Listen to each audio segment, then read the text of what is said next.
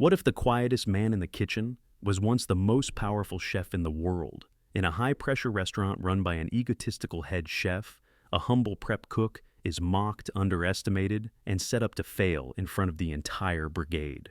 What no one knows is that this man once held 3 Michelin stars, ran the most legendary kitchen in Paris, and vanished at the height of his fame.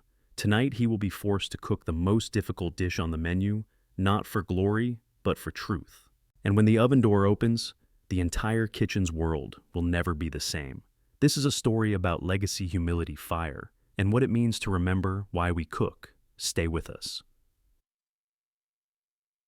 Under the soft glow of a late morning sun filtering through the frost-lined windows of downtown Chicago, Julian Hartwell stood quietly at the back entrance of Elevation, a Michelin-recommended restaurant known not only for its avant-garde menu, but also for its notoriously tyrannical head chef, Maxwell Richards.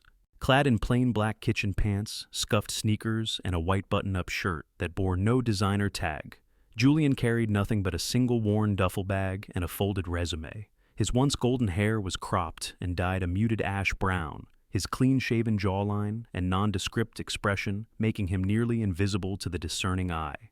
This was intentional. He wasn't here for recognition awards or to reclaim the culinary throne he had once sat upon in Paris. No, he was here in disguise as a line cook named Jay Hartwell to rediscover something far more elusive: joy. The kind of joy that used to dance on his tongue when he first learned to emulsify a sauce properly, or when he watched a guest's face light up with that first unexpected bite. That joy had died somewhere between the 3rd Michelin star and his 4th nervous breakdown. Now he was on a silent pilgrimage across America's most revered and reviled kitchens, searching not for fame, but for feeling. A slender, sharp-faced hostess ushered him inside, barely glancing at the resume he offered. "He's in the back. Don't interrupt service flow," she muttered, already walking away. Julian nodded once, clutching the paper like a relic of a life long gone, and stepped into the chaos. Elevation's kitchen was immaculate, surgical in its cleanliness and suffocating in its silence, broken only by the bark of clipped instructions and the hiss of searing steel. At the center stood Maxwell Richards, a man sculpted from ambition and resentment, whose silver-streaked hair was always too perfect, and whose gaze was sharp enough to flay the skin from a sous chef's pride. At 42, Maxwell had achieved acclaim through precision, not passion. He was a technician, not an artist. To his brigade, he was a god with no room for disciples, only soldiers. Maxwell didn't look up when Jay was introduced by one of the junior chefs. He merely raised a hand without taking his eyes off the pork loin he was garnishing. "Experience?" he asked, voice clipped. "Some formal training in France," Julian replied simply. "Small restaurants, mostly. You any good with vegetables?" "Yes, chef." "Then grab a board and start prepping for the beard dinner. And don't cut yourself. We're not a community college kitchen." Julian offered a quiet "yes, chef," and moved to the station. Maxwell hadn't even glanced at his resume. That was expected. He didn't want attention. Not yet. He took in the rhythm of the kitchen, watching how line cooks flinched at Maxwell's footsteps, how each dish was sent back at least once before it passed inspection, how every innovation from sous chefs was quietly overwritten and claimed by the chef himself. Julian kept his head down, his knife movement steady, deliberate. When Maxwell hovered near, he criticized his julienne cuts. "Too rustic. We're not feeding goats." Julian merely nodded, though internally he noted that his technique mirrored that of Master Kurimoto in Kyoto, whose knife skills were studied by culinary institutions worldwide. But here under this roof, he was nobody. And that was exactly the point. Staff members began to notice him, not for his arrogance, but his stillness. He didn't sweat when Maxwell shouted. He didn't fumble when orders rushed in. He listened, learned, absorbed. His cuts were consistent, his mise en place always exact. But he never offered suggestions, never revealed what he saw wrong in the sauces, the garnishes, or the sous vide inconsistencies. Not yet. Because Julian was there for something deeper than control, he was observing the soul of the kitchen, or more precisely, its absence. That night, as the kitchen cleaned down, Julian sat alone outside on a concrete stoop, smoking a cigarette he didn't really want. Not far from him, Maxwell berated a sous chef for over-reducing a bordelaise sauce by 15 seconds. Inside the kitchen, lights flickered off one by one. Julian closed his eyes and imagined his old restaurant in Paris, the soft yellow lamps, the clink of fine silver, the laughter of his staff. He remembered the night they earned their third star, how the team danced in their whites, weeping with joy and exhaustion. And he remembered most vividly the morning after, when he couldn't feel a thing. Tomorrow, he would be just Jay again. Another cog in Maxwell's flawless machine. But that machine was missing something vital. Julian knew it. And Maxwell was about to find out. The morning air inside Elevation's kitchen was denser than usual, thick with the pressure of impending perfection, because tonight was the James Beard Foundation dinner, a rare opportunity to impress the gods of American cuisine. And for Maxwell Richards, it was a chance to confirm his self-appointed seat among them. Julian still, Jay to everyone arrived early, donning his apron in silence, while the other line cooks moved around him like anxious electrons circling a volatile nucleus. No one said much, but glances were exchanged. The new guy worked clean, moved quiet, never flinched under fire, but there was something unsettling about how he operated, how every movement of his blade whispered experience.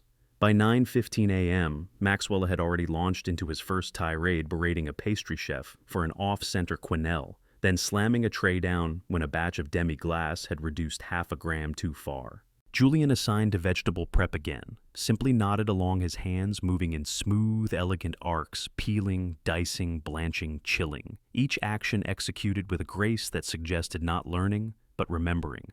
Daniel, the sous chef, with salt and pepper stubble and tired eyes, passed by him during a brief lull, dropping a handful of peeled shallots on Julian's station and muttering, "Watch yourself today. He's tighter than usual." Julian offered a small nod, then resumed slicing without a word. And then it happened. Just past 11, with tension already high and the air starting to shimmer from stove heat and clashing egos, Maxwell's voice cut through the kitchen like a blade. "Jay," he barked, drawing every head to attention. Julian looked up from his julienned carrots. "Yes, chef, VIP table. They've requested beef Wellington." "Since you claim to have trained in France?" A smirk curled on Maxwell's lips as his gaze narrowed. "Let's see what you can do." The room went silent. It was the dish, the test the signature, the executioner's sword. Maxwell's version of Wellington was infamous for being precise to the point of pathology. No one touched it. Not Daniel, not the senior sous, certainly not a new hire on his second day. "Sir, I've never made your recipe," Julian replied evenly. Maxwell's grin widened, teeth flashing like a threat. "Exactly. Either you make it perfectly, or you're out." A flurry of peripheral movement erupted as line cooks exchanged glances, a few actually stepping back from their stations in anticipation of disaster. Daniel muttered something under his breath. Maxwell handed Julian a laminated recipe card, then turned his back without another word. Julian scanned the instructions. It was technically sound, well-structured, but it lacked soul. He could see the missed notes immediately. The standard mushroom blend instead of a layered forest mix. No cognac or rudimentary butter fold in the pastry that would flake yes, but never sing. Still, it was a competent structure. He could elevate it without breaking the bones. He could turn it into something transcendent. He could remind Maxwell what mastery actually looked like. With that quiet fire, he rolled up his sleeves and began. His hands moved with efficiency, checking the beef tenderloin, first good, not great but salvageable, then inspecting the mushrooms, weighing them in his palm like a composer examining notes. The room watched not openly, but through sidelong glances and half-hidden stillness as Jay the nobody orchestrated his station with an air of quiet dominance. He adjusted Maxwell's mushroom duxelles recipe, instinctively reducing, with a whisper of Madeira wine he'd found tucked behind some unused saffron. He flamed it at just the right second, the pan flaring gold before settling into a low simmer that perfumed the entire kitchen. "That's not in the recipe," Maxwell sneered as he passed. "It's a complementary acid profile," Julian responded without looking up. "Enhances umami, balances the fat." Maxwell's jaw tightened, but he said nothing. Julian kept working. He wrapped the seared tenderloin in prosciutto with surgical precision, spreading his mushroom mixture in a thin, perfect layer. When he rolled it in the puff pastry, it was like watching silk fold around treasure. He created a lattice on top, one he'd invented years ago in a Loire Valley chateau, now copied by pastry chefs around the globe, and brushed it with egg wash twice. Then added a pinch of Malden sea salt at the end. a gesture so signature it might as well have been a signed autograph. Daniel couldn't hold it in anymore. "Where'd you learn that pattern?" he whispered while Maxwell stalked off. Julian smiled softly. "A little place in France?" As the Wellington went into the oven, Julian didn't touch a timer. He simply nodded once and returned to his station, prepping a red wine reduction sauce on the side, a task Maxwell never assigned to anyone else, but Julian did it anyway.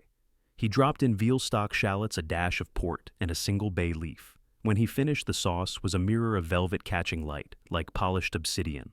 "Aren't you going to time that?" Maxwell snapped. "Wellington needs 42 minutes at 400 degrees. This one needs 38, Julian replied calmly. "The pastry's thinner. The meat was room temp, not chilled. Trust me." Maxwell stared at him, something unreadable brewing behind his eyes. The staff stood frozen, caught between disbelief and awe. This was no ordinary line cook, and they all knew it now.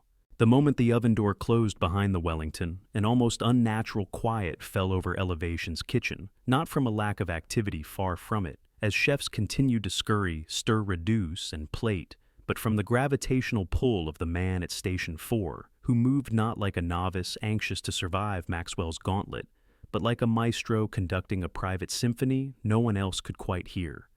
Every gesture of Julian's hands, every flick of his wrist or tightening of an apron string carried the rhythm of someone who had executed not dozens, not hundreds, but thousands of these operations before, in kitchens older, fiercer, and far more revered than the pristine silver and white shrine Maxwell called his empire.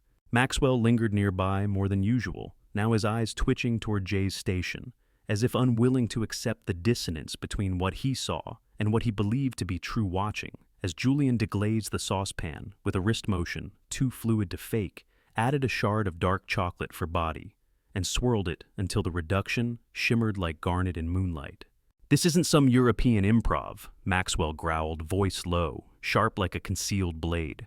"We don't experiment during service." Julian didn't answer immediately. Instead, he dipped a spoon into the sauce, tasted, adjusted with a grain, just one, of sea salt, and only then turned to reply, his tone as level and unbothered as ever. "It's not improvisation if you already know the ending." Maxwell opened his mouth, then closed it. Silence. Behind them, Daniel watched with the kind of wary fascination reserved for live wires and sleeping lions. Every minute the Wellington baked seemed to add another layer to the tension, like the pastry itself, folding in heat, air, and pressure, except in this case, the kitchen wasn't sure who would explode first, Maxwell or the truth. Julian checked nothing, no clocks, no thermometers. He didn't so much as glance at the oven's LED panel. Yet 37 minutes in, he stepped forward, pulled on a mitt, and reached for the handle. Maxwell's voice cut in brittle as frost. "It's only been 37. It's ready," Julian said, not looking at him, his hand already on the door. "You can't possibly. The pastry's golden, not too brown. The aroma's telling me the prosciutto fat is fully rendered, but not split. The internal temperatures at 128 will rise to 132 while resting, medium rare, exactly what the dish demands." The oven door opened, a wave of scent rolled out, earthy and rich and intoxicating, the kind that made hardened chefs stop mid-motion and glance over without meaning, two eyes drawn toward the station like moths to the heat. The Wellington emerged like a jewel, its latticework untouched edges clean, its surface glowing as if brushed by sunlight. Not a bubble, not a split, not a drip of filling out of place. Julian carried it like a sacred object to the marble resting block and placed it down with reverence, letting it sit while the entire room held its collective breath. 7 minutes, he murmured. Then, "It's ready to slice." Maxwell, who had approached, slowly stared down at the Wellington, as though he were seeing something alien, a dish he himself had taught others to fear, attempting now executed flawlessly by someone he'd meant to humiliate. The corners of his mouth tightened. His eyes flicked again to the reduction, then back to the Wellington. "Your name," he said, finally quietly, "isn't Jay." Julian didn't smile, but the stillness in his expression shifted slightly. "Depends who's asking." "You're Julian Hartwell." Maxwell said more to himself than anyone else. 3 Michelin stars, Leto, Paris, culinary ambassador, James Beard. Holy hell. A gasp rose like steam from the surrounding stations. A tray of amuse-bouches slipped from a junior chef's fingers and hit the floor. No one moved to clean it. All eyes were fixed on Julian, on the man who had stepped into their kitchen like a ghost now revealed as legend. Julian simply said, "Guilty," and began untying his apron. The silence broke only when Daniel exhaled a stunned, "What the hell are you doing here?" "Research," Julian replied. "Rediscovery, joy. Things that matter more than applause." Maxwell took a breath, the kind that shudders through a body when pride starts to collapse under the weight of truth. "You came into my kitchen under false pretenses," he said, the accusation sharp but weak. Julian turned to him for the first time, not with deference but with full eye contact, and his words dropped like iron into water. "I came here to learn, but I've also been watching. You cook like a man who's afraid to be wrong, afraid to feel. There's no heart in your food, Maxwell. Only fear." The line cook, stunned into stillness, looked not at Jay anymore, but at their chef, at the cracks forming in the armor of the man who'd ruled their lives with volume and vinegar. Maxwell's jaw flexed. "You walked away from perfection, from everything, and now you come here to preach." "I walked away because it wasn't about food anymore," Julian replied. "It became about Star's critics' deadlines, pressure, not pleasure, and I lost who I was. But here, even in this chaos, I'm beginning to remember." Maxwell started to reply, but the dining room manager burst in cheeks flushed. "Chef," he said breathlessly, "VIP table is raving. They said it's the best Wellington they've ever tasted. They're asking to meet the chef." A James Beard rep is at the table. All eyes turned. Maxwell stood frozen, trapped between fury and validation, his name on the line. Julian simply said, "Tell them it was the kitchen team. The menu says, 'This is your dish, Maxwell.' Let them believe that, if it gives you what you need." "Why?" Maxwell asked, voice cracking at the edges. "Why would you let me take credit for something that could rewrite your legacy?" Julian looked him dead in the eye. "Because legacy doesn't come from ownership. It comes from what you leave behind." And then he stepped back on arms crossed, gaze calm, as the room slowly began to breathe again. The applause from the dining room bled faintly through the double doors, muffled but unmistakable, a rising tide of affirmation, aimed at the man who hadn't cooked the dish they were praising. And yet Maxwell stood motionless, as if the sound were acid rather than admiration, burning through the walls he'd built around himself for years, while Julian remained beside the resting Wellington hands, calm eyes steady, his presence neither triumphant nor vengeful, only still like a mountain unmoved by wind, as if waiting not for praise but for understanding, and perhaps somewhere deeper within, forgiveness. The other chefs began to shift nervously, pretending to return to tasks they had abandoned minutes ago, though their eyes kept drifting toward the two men at the center of this quiet storm. Maxwell finally spoke, his voice like gravel scraped across a pan. "You dismantled me," he said, not in anger, but in something far more vulnerable, exposure. "You walked in here and undid everything I've spent my life building." Julian turned to face him fully, the heat of the ovens casting soft shadows across his face, giving him an almost mythic stillness. "I didn't come here to dismantle anything," he said slowly. "But what you built wasn't meant to last, not like this. Fear isn't a foundation. Fear rots the frame." Maxwell's lips parted as if to refute, but then fell shut again, the protest dying in the space between truth and denial. He looked around his own kitchen, his temple, and for the first time in perhaps years, he truly saw it, the stifled shoulders of his brigade, the way Daniel's eyes never met his, unless summoned, the way hands trembled when plating not out of perfectionism, but panic. "I used to be different," Maxwell murmured almost to himself. "I used to love this. I remember pulling 16-hour shifts just to watch someone smile on the first bite. I remember crying over a failed soufflé, not because I was angry, but because I cared." Julian didn't interrupt. He let the silence draw out like a fine reduction, until Maxwell finally looked up. "Where did it go?" he asked. "Somewhere along the way the stars became heavier than the joy." "That's exactly why I left," Julian said softly, "and why I'm here now. To find out if it's possible to cook again, not for critics but for connection." Daniel, who had stepped forward without realizing, now stood beside the Wellington, eyes flicking between the two chefs. "May I?" he asked, gesturing to the resting roast, with a reverence normally reserved for sacred things. Julian nodded. "It's ready." With a breath held by everyone within earshot, Daniel sliced through the golden crust. The knife moved like a whisper through silk. The cross-section was perfect pastry, crisp yet tender, duxelle, dark and glistening beef, tenderloin the color of a rose. At dusk, juices pooling, but not gushing layers, a line like something out of a textbook no one had the courage to write. Daniel stared for a long moment, then murmured, "Mon Dieu," the French slipping out like instinct. The rest of the kitchen inched closer. Even the dishwashers paused. Maxwell approached slowly, eyes locked on the Wellington, as if it held the answer to a question he hadn't dared ask in years. "It's flawless," he admitted, his voice quiet, broken by awe and something like grief. Julian only replied, "It's food, meant to be eaten, meant to matter." The dining room manager re-entered, face bright. "They're still talking about it. The James Beard rep wants to meet the chef behind the dish. Shall I bring them back here?" Maxwell looked at Julian, expectation resting heavy in the pause. But Julian raised a hand. "No," he said. "Tell them it was Chef Richards and his team." The manager hesitated. "But it's his kitchen." Julian interrupted gently. "His menu, his moment." And with that, he stepped aside. The room stood frozen for a moment longer before Daniel began to plate the slices with the precision of ritual. The sauce Julian had crafted was ladled in delicate crescents, the roasted baby carrots arranged with poetic geometry.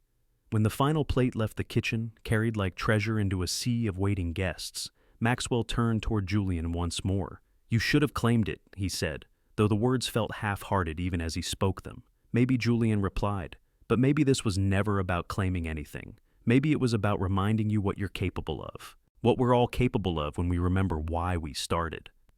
Maxwell looked down at his hands, clean calloused, trained to create, but lately used to command, and finally let out a breath he hadn't known he'd been holding. "Would you—" He began, the words catching like thorns in his throat. "Would you show me how you built that duxelles? The depth. I've never tasted anything like it."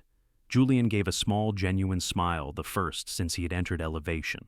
"Of course," he said. "And maybe you can walk me through your scallop technique." The sear was impeccable. The exchange felt like more than just professional courtesy. It felt like a peace treaty. The kitchen, sensing the shift, began to breathe again. The clang of pans resumed, but this time with less tension, more rhythm. The smell of fresh stock bubbled in the background. Someone even laughed. Maxwell nodded. "Let's start now." And together, they moved to the prep station, two chefs no longer divided by ego or hierarchy, but joined in what they had once both loved more than fame, the act of creation. They stood side by side beneath the hanging steel racks and soft hum of halogen lights, not as adversaries or masters and subordinates, but as men who had both wandered too far in different directions, and were now almost quietly trying to find their way back through the only language they still trusted: food. Julian laid out the mushrooms with the elegance of an artist arranging his palette, selecting a blend from the walk-in that most cooks had ignored as ordinary cremones, shiitakes, and a handful of forage morels that had arrived in the morning shipment but been cast aside as too earthy for Maxwell's polished menu. Texture matters as much as flavor. Julian said, his voice low and steady, as if narrating something sacred. "These aren't just chopped. Each is sliced to release a different profile. Shiitakes for base, morels for middle-tone, cremones to carry the fat." Maxwell leaned in, nodding without interrupting, watching as Julian heated a sauté pan, added a bare whisper of unsalted butter, then slowly folded in the mushrooms with a confidence that defied speed. "No oil?" Maxwell asked. "Butter binds scent to flesh," Julian answered, swirling the pan gently. "Oil rides on top. Butter stays. See?" The aroma that rose was immediate, dark, woodsy, and almost nostalgic. Maxwell breathed in through his nose, quietly stunned. "What about the aromatic shallots, not onions? Less sulfur, more sweetness. Caramelized to the very edge of bitterness. Then time, just a kiss no more. And cognac not to burn, but to bloom." He added the splash, and the pan flamed momentarily, not in showmanship, but necessity, the fire curling upward like a signature. Maxwell glanced toward the watching line cooks. No one was pretending anymore. They were listening, truly listening, not out of obligation but awe. Julian didn't lecture. He revealed. Each motion was a sentence, each ingredient a philosophy. He finished the duxelles and spooned a taste into a ramekin, handing it wordlessly to Maxwell, who tasted with a furrowed brow and then blinked hard. "You layered acid and fat across 3 phases," he muttered as if solving a riddle. "I've been flattening flavor, trying to control it." Julian nodded once. "Exactly, that's—" Maxwell began, then stopped. "God." Then something extraordinary happened. Maxwell laughed, not a scoff, not a sarcastic exhale, but a real laugh, short and stunned, like someone just finding out their house had been standing on gold. "Okay," he said, shaking his head. "Your turn. Scallops." He moved to his own station, glancing behind him only once to make sure Julian was following. He pulled the tray from the fridge, laid out the U10 dry scallops on parchment, and began his process, methodical, exacting. The trick isn't just the sear, it's the brine beforehand. 5% salt, 2% sugar, half hour only. Any longer, you lose delicacy. He patted them dry, then brought out the pan heating until barely smoking. Clarified butter, high smoke point. But here's the cheat dry white miso in the crust. I dust it just barely. Reacts to the sugar and gives you a finish like lacquer. Julian's eyes lit up with sincere intrigue. "That's smart," he admitted, as Maxwell placed a scallop in the pan. The sizzle that followed was symphonic. "Most people overthink it," Maxwell added. "But once you touch the heat, it's all instinct. If you're watching time, you're already behind." Julian tilted his head, impressed. "You still have it." "I never lost it," Maxwell replied. "I just buried it under a mountain of pressure." For the next hour, the kitchen transformed from battlefield to conservatory. Questions rose from the brigade, cautious at first, then eager.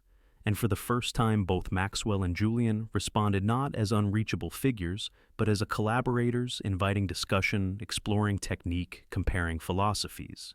Julian adjusted a line cook's hollandaise with lemon zest instead of juice, and showed a pastry apprentice how to fold steam into pizza choux, using only a wooden spoon and patience. Maxwell, once feared for his critiques, now bent beside his junior staff to correct their knife grip, murmuring encouragements that stunned them into grins. By the end of the shift, something irreversible had happened. Elevation's kitchen had evolved. The fear that once clung to the stainless steel walls like grease had been scrubbed away by a different kind of fire, one that nourished instead of burned. Daniel approached Julian as he packed up his worn, leather-bound notebook filled with sketches, annotations, and memories. "You really leaving?" he asked. Julian nodded, eyes scanning the kitchen, as if memorizing its new heartbeat. "I came to observe. I've seen enough." Maxwell walked over, more relaxed than anyone had ever seen him, even smiling. "You sure you won't stay? We could do something here. Different." "You already are," Julian said. "Besides, I have 5 more kitchens on my list before this book finishes itself." Maxwell held out a hand. Julian shook it firmly. "They're calling again," Maxwell said. "The publishers. They want more than just your recipes. They want your story." Julian smirked. "Then maybe we write it together. A chapter on you, one on here, one on where we're all going next." Maxwell laughed again, a softer sound this time. "Just promise me one thing," he said. "Don't wait another decade to taste joy again." Julian slung the strap of his bag over one shoulder, nodded and whispered, "I won't." As he stepped out into the cool Chicago night, the scent of seared scallops and wild mushrooms still trailing on his sleeves, Julian Hartwell walked not away from something, but toward it, the next kitchen, the next conversation, the next chance to rediscover why he began in the first place. 2 weeks later, Elevation pulsed with a different kind of energy, no less intense, no less ambitious, but laced now with something rare and almost foreign to its walls. Joy. The transformation hadn't been instant, but it had been undeniable. The sous chefs no longer spoke with the hushed reverence of those avoiding wrath, but with the collaborative ease of artisans solving a puzzle together. Junior cooks dared to ask questions again, boldly, curiously, without glancing over their shoulders in fear. There were still moments of chaos, still misfires and over-reductions and last-minute replates, but laughter had returned, tucked between the clatter of saucepans and the hiss of the flat top. And even Maxwell, still sharp-eyed and perfectionist to his core, had begun to wield his authority like a mentor rather than a monarch. And though the kitchen had returned to full functionality, there remained in everyone's collective memory a vivid echo of the man who had arrived like a shadow and exited like a spark. Julian Hartwell, or Jay as many still whispered, had left behind no business card, no demands, no autographed knives, only the lingering imprint of something deeper, what it felt like to remember why one cooks. In the weeks following his departure, Maxwell had changed not dramatically, not in sweeping gestures, but in the kind of small cumulative shifts that rebuild a person from the inside out. He no longer yelled for the sake of volume. He questioned his own recipes again. He even accepted 2 dish proposals from his sous team and approved them for the seasonal menu without making them prove it 5 times. The kitchen had become alive again, not just with heat and motion, but with intent. And on one particularly brisk Thursday morning, as snow dusted the edges of the skylights and the air smelled faintly of cinnamon and steel, Daniel found Maxwell already in the kitchen, standing over a large metal tray lined with puff pastry, wild mushrooms, and trussed tenderloins. "You're making it again?" Daniel asked, only half surprised. Maxwell nodded without looking up. "It's time we added a new Wellington, one that belongs to this kitchen, not just to me." Daniel approached, watching as Maxwell layered duxelles with a precision softened by memory. "You using the Hartwell profile." "Our version," Maxwell corrected gently. Jay started it. "We finish it. Together." When the first plate of the new Wellington reached the dining room that night, served with red wine, just in a whisper of thyme oil, the reaction was immediate. The dish didn't just taste extraordinary, it felt extraordinary. It felt like the product of something reborn. And that night, when the servers brought back empty plates and glowing comments from patrons, Maxwell didn't announce it or claim credit. He simply nodded once and returned to his prep list. But inside, something stirred. That weekend, he spent an entire Saturday testing fusion reductions, something he hadn't attempted in over 6 years, adding miso into beurre blanc, yuzu, zest into veal glaze, adjusting water ratios to accommodate American-grown produce. He did it without cameras, without shouting, without an audience. And when Daniel wandered in late Sunday evening to find him still reducing stock, sleeves rolled, brows furrowed in thought, he asked, half joking, "What is this? The Maxwell Renaissance?" Maxwell looked up, eyes tired but clear. "No. This is the version of me I left behind. I'm trying to bring him back." Outside, snow continued to fall, and somewhere hundreds of miles away, Julian Hartwell stepped into another restaurant kitchen, this time in Portland, where a team of tattooed 20-somethings sized him up with the same doubt he had faced before. He smiled as he reached for his apron. It didn't matter if they knew who he was. It didn't matter if they ever found out. What mattered was the fire in the pans, the rhythm of the prep, the hush before the dinner rush when teams stood still, and the only sound was a heartbeat syncing with a chef's blade. What mattered was that he was here not to lead, not to dominate, but to feel again, to remember, to help others remember, one kitchen at a time. The Portland kitchen was a different animal, entirely grittier, less polished humming, with the irreverent defiance of youth, and fueled by caffeine cigarettes and playlists that swung violently from jazz to punk within a single service. But Julian stepped into it the same way he had every other place on this journey, silently, humbly, like a man asking permission to learn rather than teach. The head chef, a wiry woman in her early 30s named Tori, gave him one glance and said, "We don't babysit," then tossed him a towel and pointed to the prep station. Celeriac, peel and cube, uniformed dice. You cut ugly, you're gone. No resume, no handshake. He liked it already. The brigade was younger, their energy electric but volatile, more passion than discipline, more instinct than structure. But beneath the chaos was potential raw and undirected like fire with no pan to catch it. Julian didn't speak much. That first day, just cut cleaned, blanched, prepped, observed. When one of the younger sous chefs snorted at his knife work, muttering something about old-school European tryhards, Julian didn't correct him. He simply cleaned his board and moved on. But as the days unfolded, something began to shift. It was never immediate. It started with the way he emulsified vinaigrettes without a blender, using only a fork and rhythm. Then came the moment when he adjusted the plating of a radicchio salad, turning what had been a pile of bitterness into a layered sculpture of contrast grilled, fennel citrus pearls, micro sorrel, and sent it out without fanfare, only for the server to return 10 minutes later, whispering, "Table 12, asked for that again," exactly like before. By the end of week 1, even Tori had started hovering behind him when she thought he wasn't looking. "Who taught you that? Quenelle shape?" she asked one night, arms crossed as Julian plated a dessert with one perfect dollop of mascarpone. "An old ghost," he answered. She had cold hands and no patience. Tori blinked, then smirked. "She sounds terrifying." "She was," Julian replied. "And perfect. The mutual respect, cautious at first, began to cement between them during one particularly disastrous Friday night, when the lead grill cook walked off the line mid-service after a heated exchange with Tori. Without a word, Julian stepped in. No bravado, no panic. He simply took the tongs, felt the heat, and began working as though he'd been there all year. Medium-rare lamb racks came out with blistered edges and pink centers. Charred broccolini was tossed with sesame oil and sea salt without overpowering the main. Orders flew, plates landed, service survived. Afterward, covered in sweat and sauce, Tori dropped down on the cold floor beside him, clutching a half-warm beer. "Okay," she said between gulps. "Who the hell are you, really?" Julian didn't answer at first. He simply stared ahead, eyes distant, as if watching a scene only he could see. Then finally, quietly, he said, "I used to cook to impress. Then I cooked to survive. Now I'm just trying to remember how to cook for joy." Tori didn't laugh. She didn't scoff.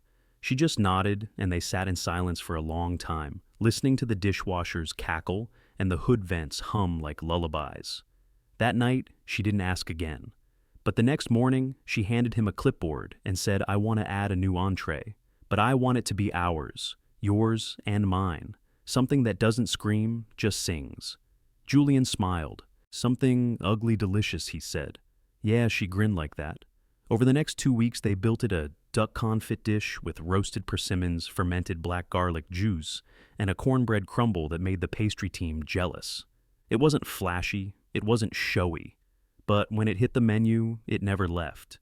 Patrons didn't rave, they just ordered it again, and again, and again.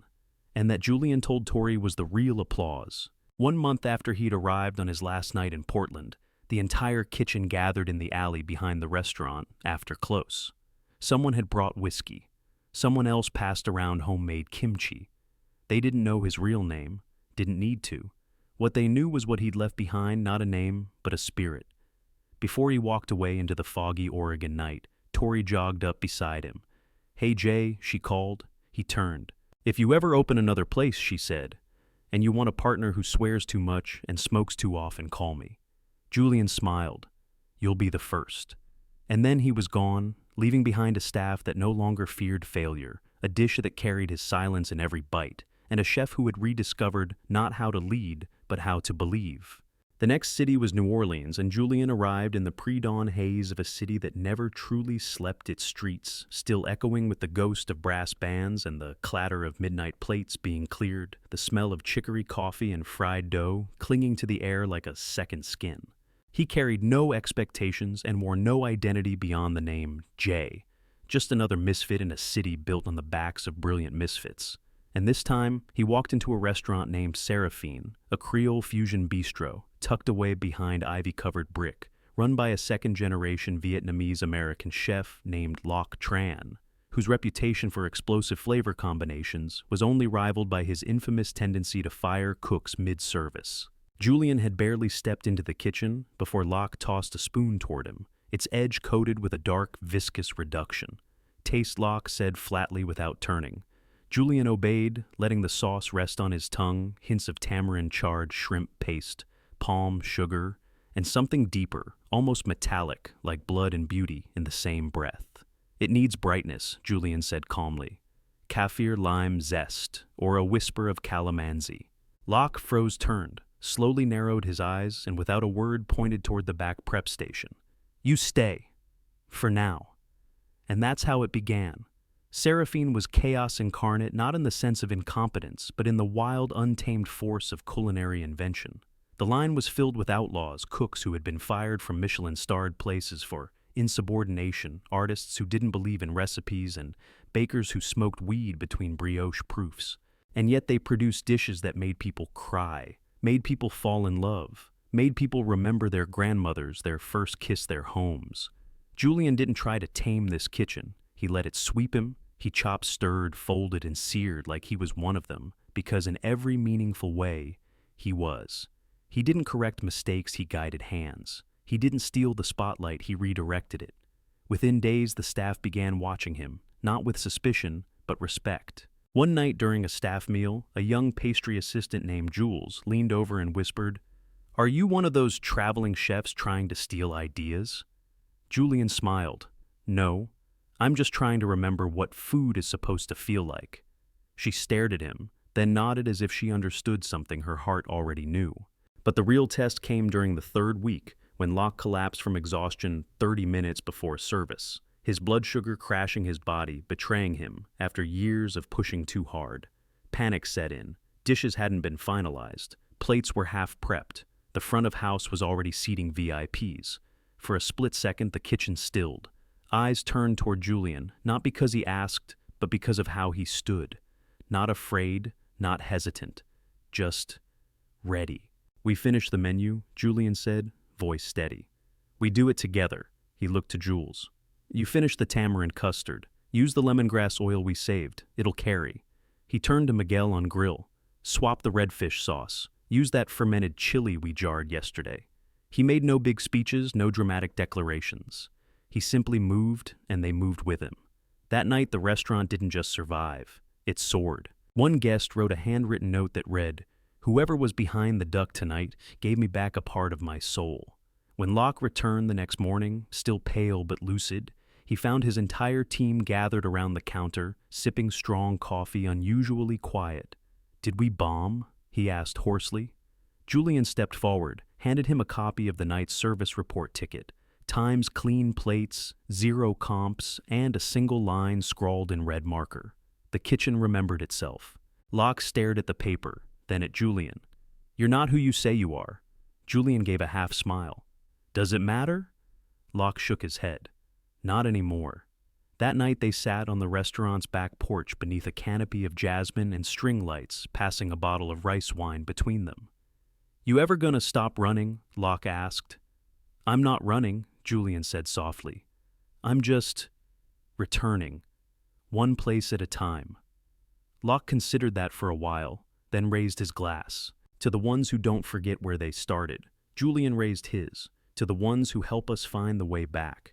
When he left Seraphine 2 mornings later, no one tried to stop him. No one needed to. Because he didn't leave behind a void, he left behind fire, memory. A reminder of what kitchens could be when love was louder than fear. The next stop was Seattle gray-skied, rain-slicked, and quietly humming beneath its tech skyline, with a culinary scene as diverse and layered as the neighborhoods it stitched together. Julian arrived on a Tuesday that felt like Sunday, with drizzle painting long streaks down the cafe windows, and the smell of roasted beans and sea air, mixing like perfume in the streets. This time, the restaurant was called Solace, a minimalist, Scandinavian-Japanese hybrid perched on the edge of Capitol Hill. It had gained a cult following for its precision and restraint for plating that looked like museum pieces, and for a silence so absolute you could hear the breath of the chef before he spoke, which was rare because Chef Kenji Takamoto almost never spoke. Julian had read about him years ago, a man trained in both keiseki and Nordic fermentation labs, someone who once reduced an entire seasonal menu into a 7-item haiku. He was revered, feared, and according to rumor burned through new staff, the way a blast freezer handled raw halibut. But Julian didn't flinch. He entered through the back, same as always, introduced himself as Jay. Hartwell said he had worked in small kitchens, didn't ask for a title or a station, only for prep space and quiet. And in this place, that was enough. They assigned him to cold prep, where the world moved in half-millimeter precision, and no one raised their voice. Instructions came in brief nods, gentle gestures, or single-word cues. Shiso fold again. Days passed like rituals, each dish treated like a poem. Julian adapted with reverence matching the tone of the kitchen, absorbing its silence without disrupting it, until one afternoon, 3 days in, he made a minor adjustment. A radish rose wasn't just carved. It was layered with a hidden sliver of pickled plum to invoke both floral balance and surprise acidity. He didn't say anything. He just sent the plate. It returned with a sticky note on the underside. 3 words handwritten in perfect brushstroke Japanese. "You understand restraint." That was the beginning.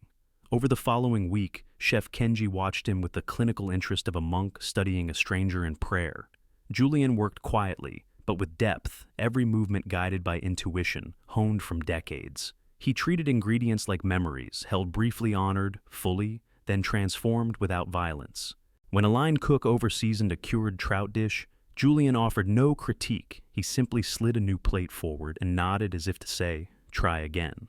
The moment that changed everything came during the pre-service tasting on the 10th day, when the fermentation drawer failed and a batch of koji-rubbed sunchokes turned bitter from microbial imbalance. Panic fluttered. The dish was the heart of the tasting menu. But Julian, kneeling in the corner over some peeled baby turnips, looked up and said, quietly, "I have something." No one replied.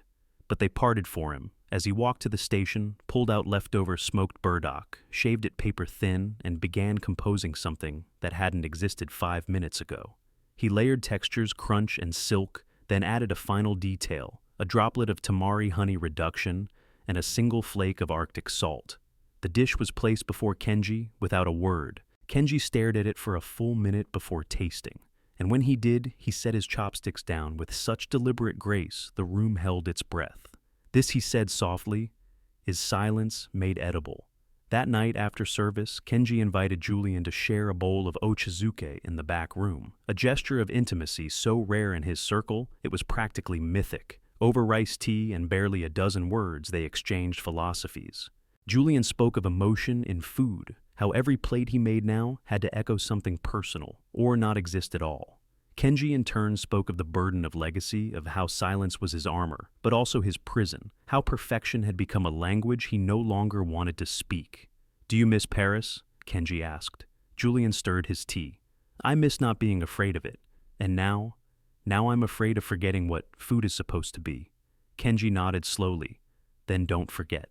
Leave pieces behind like breadcrumbs." Julian smiled. "That's what I've been doing." And when he left solace 2 mornings later, under soft rain and soft goodbyes, Kenji handed him a folded square of rice paper. Inside, written in ink and pressed leaves, was a single kanji kokoro, heart soul, the seed of feeling. Julian tucked it into the inside pocket of his coat and kept walking. He didn't need to look back. He never did. What mattered had already been planted. Julian arrived in Los Angeles just as summer tilted into its final weeks, when the air hung heavy with eucalyptus and car exhaust, and everything seemed to move both too fast and not at all sunlight, sliding between palm fronds like slow fire and ambition churning in every corner of the city. The restaurant this time was called Ember, tucked inside an old converted firehouse in the Arts District, where exposed brick met polished chrome, and every plate that left the pass window had to be equal parts poetry and provocation. The chef-owner, Camila Reyes, was a rising star with a wild heart, tattoos down her arms, buzzed hair dyed copper, and a tongue that cut sharper than any of her carbon steel blades. She had once cooked with Julian briefly in Copenhagen years ago when both were younger and still trying to outrun their demons rather than sit beside them. She didn't recognize him when he applied as Jay, or maybe she did and simply pretended not to. Either way, she glanced up from her prep table when he walked in and said, "We don't have time for egos here, just fire and finesse. You burn, you're out." Julian didn't flinch. "I've burned before. I've learned." "Then grab a towel," she said, and turned back to her halibut collard brine. Ember was alive, in a way few kitchens were. It didn't hum. It roared a synchronized chaos driven by Camilla's ferocity and the fierce devotion of a crew who knew they were building something rare. The menu changed weekly. The rules changed nightly. Every dish had to tell a story, or it didn't go out. Julian stepped in quiet as ever, but within a week, the team began noticing the way he moved, not flashy, but inevitable, as if each action he made had already been rehearsed somewhere deeper than memory. One night during a catastrophic shortage of their centerpiece heirloom carrots due to a supply chain delay, Julian stepped forward without asking and suggested a substitution using fermented kohlrabi wildflower honey and a smoked almond crumble. Camilla narrowed her eyes. "This isn't Paris J." "No," he replied. "This is now." The dish went out. Guests asked for it by name, and Julian didn't say another word. He didn't need to. Camilla started watching him after that, not just his hands, but his choices. The way he guided a trembling comus through her first beurre monté without raising his voice. The way he tasted every sauce with his eyes closed, as if chasing something internal. The way he rewrote a vinaigrette without telling anyone and quietly fixed the acidity on 3 dishes in one service. Eventually, one late night after close, with the team gone and the kitchen quiet except for the low thrum of the walk-in compressor, Camilla tossed him a beer leaned against the counter and said, "How long are you going to keep pretending I don't know who you are?" Julian cracked the can, took a sip. I wasn't pretending, I just didn't want it to matter. She looked at him for a long time. You used to cook like you were chasing ghosts. Now I cook to remember I'm still here. Camilla nodded. So, what do you want from us? Nothing, he said. I want to leave something with you. A recipe, no? Julian said. A reason. She didn't say anything, just drank, and when she finally spoke again, it was with something softer than before. You still cook like it's sacred, because it is. Then show me, she said. One dish, just yours. The next night, Julian stepped onto the line as led for a single service, no fanfare, no announcement. He composed a dish that pulled from every kitchen he'd passed through Burdock, from Seattle, pickled okra from New Orleans, the duck fat he'd rendered in Portland, the fermented chili from Chicago, the tamari from Solace, and on top, a roasted apricot, just like the ones his mother used to make when he was a boy, long before he had ever touched a knife with intention. It was plated without symmetry, but with soul. Camilla tasted it after service and didn't speak for 30 full seconds. Then she wiped her mouth with the back of her wrist and whispered, "That's the kind of food that stays." Julian smiled. "Then my job here is done." "You sure?" she asked. "We've got space if you want to stay." "No," he said, slinging his worn duffel over one shoulder. "I have 2 more kitchens left." "And then what?" Camilla asked. Julian turned to the door. "Then I go home." "Where's home?" she asked. But he was already walking into the California night, the stars blurry from city haze, the warmth of the kitchen still clinging to his skin like legacy, like love, like fire that didn't burn but healed. In the end, he didn't claim the credit. He didn't need the spotlight. He simply lit a fire in the hearts of those around him and walked away. From Chicago to Portland, New Orleans to Seattle, he left behind not fame, but transformation. And when he finally returned home, he didn't reopen a restaurant. He opened the table. No menu, no ego, just 12 chairs and a promise you come hungry, you leave whole. Because the true mark of a master chef isn't perfection, it's purpose. And sometimes the most powerful lesson comes not from being seen, but from showing others how to feel. If this story stirred something in, you drop a comment, share it with someone who needs inspiration, and don't forget to subscribe for more cinematic stories that feed the soul.